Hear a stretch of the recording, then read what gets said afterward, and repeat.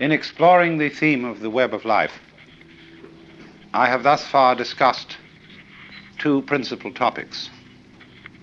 First, the web considered as selectivity.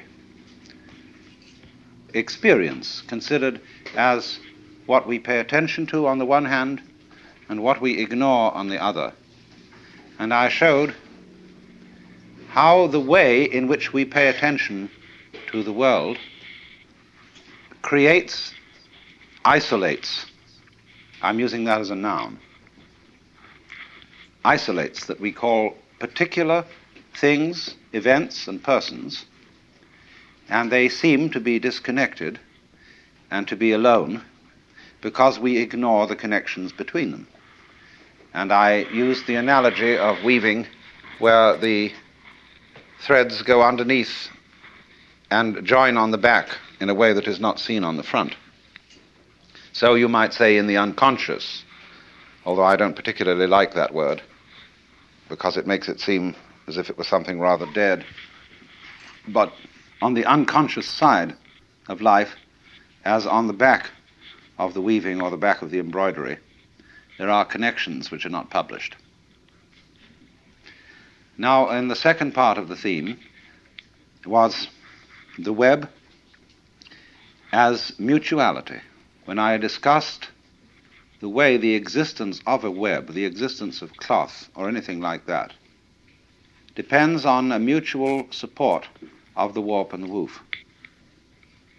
And this miraculous thing occurs that when the things support each other, being comes into being, cloth comes into being. And so in exactly the same way, our world is a manifestation of relativity. And this requires a balance, a combination, a relationship of opposites in every domain of life.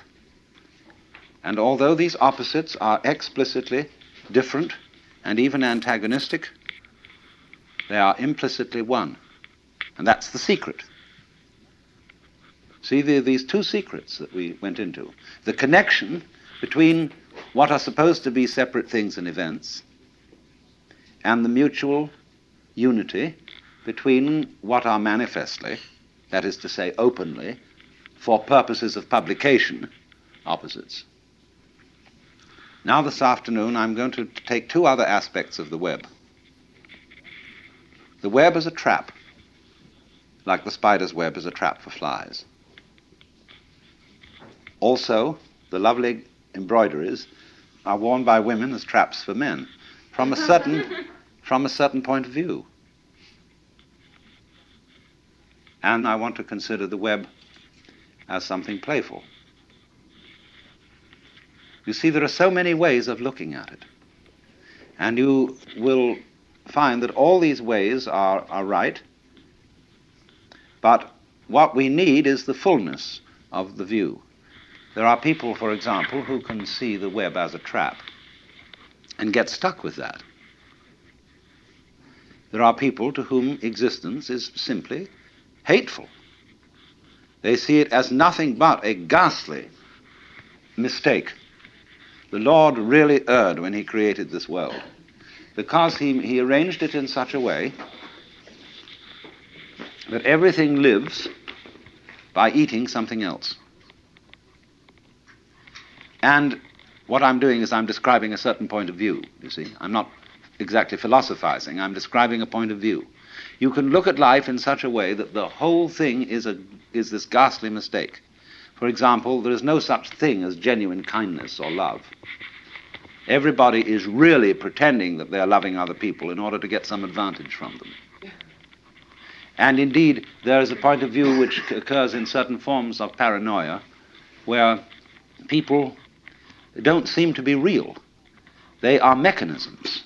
And you can think that out quite intensely with a good deal of intelligence. After all, if you start from a good old Darwinian or Freudian basis and see that man is a material machine and that the consciousness of man is simply a very involved and complicated form of chemistry, and that's what it is, you see, well, then this awful mechanical things, these Frankensteins that everybody is, they come around and they say, well, I'm alive. I'm a human being. I have a heart. I love, I hate, I have problems, I feel. And you feel like saying, come off it. You're just a monster. And you put on the civilized act because really you're just a set of teeth on the end of a tube. And you've got a ganglion behind those teeth, which you call your brain or your alleged mind. And this thing is really basically there for two purposes.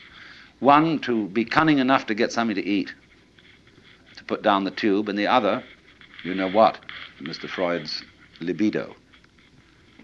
And everything else, you see, can be construed as an elaborate, subtle way of pretending that that's not really what you want to do. But you do, but you put on a great show. Now, some people, according to this view, get mixed up. They so repress that what they really want to do is to eat and to screw, that they get involved in higher things that are the masks for these activities, and think that that's the real purpose of life. And then they become what's called neurotic. And because they get involved in being pure camouflage. So that's what's called escaping from the facts, not looking at life, not looking at reality correctly. Now, this is a very strange thing, you see, that it is partly true that the universe, so far as its biological aspect is concerned, is this weird system that lives by everybody eating everybody else. Only what we do to maintain what is called order and civilization is that various species make agreements, as it were, that they won't eat each other. They'll cooperate, and so be an enormous gang which can beat down the others. So the human being is the most successful so far of this gangster arrangement. We are the most predatory monsters on Earth. And we have cooperated to assault the fish and the vegetables and the chickens and the cows and everything, you see. Only we do it by not letting our left hand know what our right hand doeth. In other words, ladies and gentlemen, unless gentlemen happen to be prone to going hunting as a sport, they don't see their food killed. They don't see the slaughterhouse. And so what you get in the butcher, in the market, a steak, you know, is a thing in its own right. It has nothing to do with a cow. A steak is a thing shaped thus and so, and it looks as if it might be like a banana or something like that, you know, and nobody worries. And when a fish is served up, it does indeed look like a fish, but it's not the squiggly, squirmy fish that comes out on the end of a fisherman's line. You know, when you really fish, you realize that the fish doesn't like it very much. Now, there is that absolutely extraordinary side of things that is really terrifying. And so, let me repeat the illustration I used of the cross in the net, where one side of it is scissors that cut and eat, teeth that chew and get this thing in, and the opening side of it is like James Joyce's in Ulysses, the girl who says yes, and I said yes, yes, yes. She wants to be absolutely ravaged by her man, you see. So it's open, open, open. But now comes if we take the dark view of things, the horrible view, excuse me if I go into some rather grisly details, but have you ever heard of a vagina dentata? That is the idea that in the sexual organ of the woman there are teeth. And a lot of men have this fantasy, and so are rendered impotent. They don't make love, because they feel that the price of this blessed experience, this creative experience, this loving experience, is you're going to get trapped. You're going to get emasculated. You're going to lose your precious member. And this is a very ancient fantasy. It appears throughout all known history.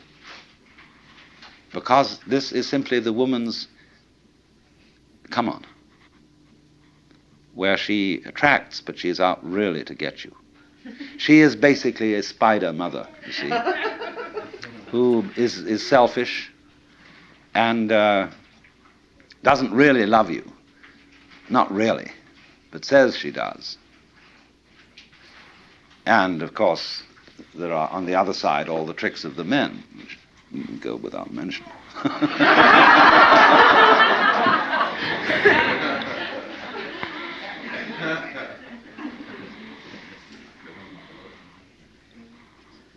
So this is a view of the world as a system of mutual exploitation and of maximal selfishness.